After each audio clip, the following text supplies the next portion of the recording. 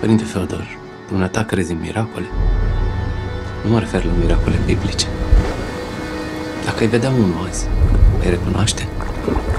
Andrei?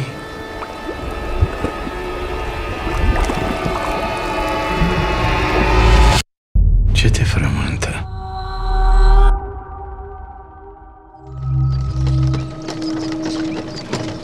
M-am dus să iau nămol de la gheol. Numai vindecătorii au voie să meargă în locul ăla și să ia nămol. Îmi era frică pentru că știu că gheolul înghite tot ce cade în el. Dar gheolul nu m-a înghițit. Fiecare bucățică din mine era vie și fericită. Luna următoare eram gravidă. Dacă vrei să prinzi copil, trebuie să faci tot ce-ți spun. Măl gros, fiermănos, te-am hrănit, te-am îngrijit.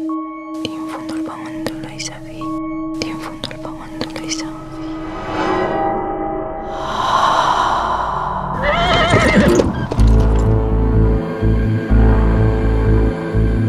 Lăsați femeia în pace. Ați nebunit cu toții.